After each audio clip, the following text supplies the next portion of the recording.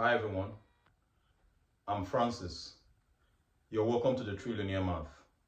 In today's lecture, we'll find the derivative of Cosx using the definition of derivative. Let's get into it.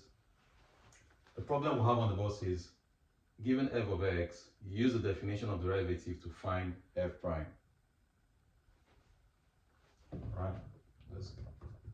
So first we state the definition of derivative, which is f of f prime is equals to the limits as change in x approaches 0, f into bracket x plus change in x minus f into bracket x over change in x. So now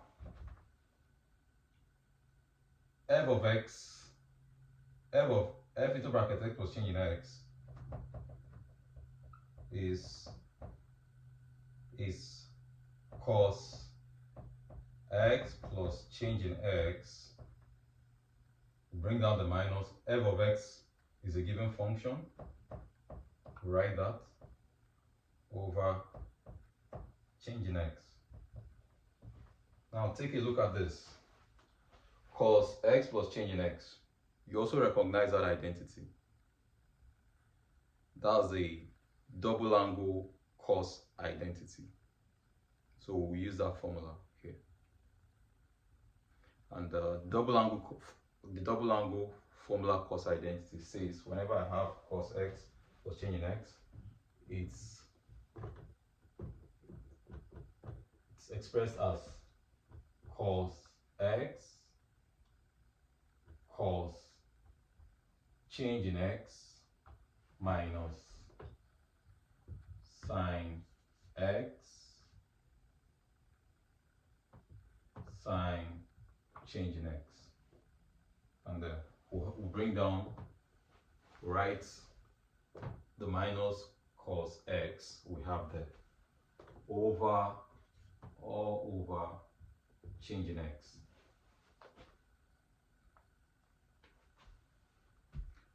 Now the next step will be to collect terms. Take a look, we'll have cos here and we also have cos here. We can factor that out. We have limits as change in s approaches 0. Okay, cos x.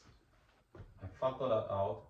I'll be left with cos change in x here, and 1 will be left there over change in x. Now on this part, I have minus sine change in x, minus sine x sine x. So I'll write minus sine x here, sine change in x.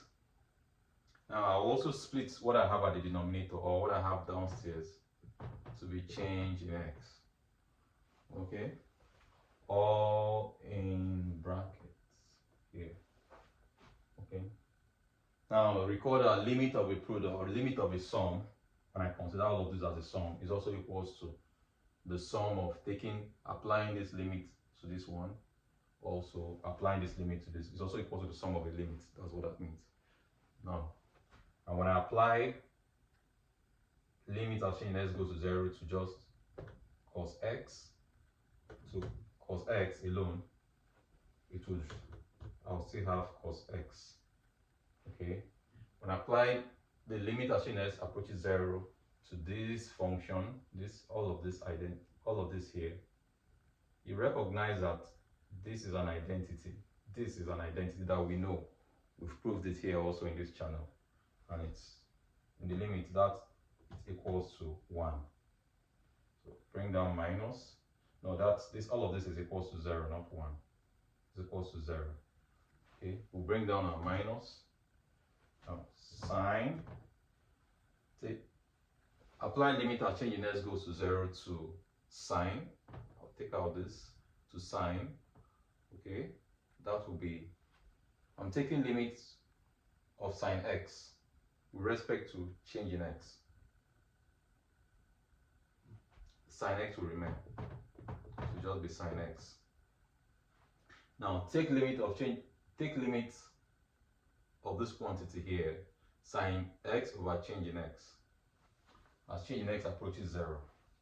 You also recognize this identity. We've proved it here in this channel. Okay, and that equals to what? 1. So cos x times 0 is 0. Minus sine x times 1 is minus sine x. Hence, dydx or f prime is equals f prime of x is equals to minus sine x. Yes, done.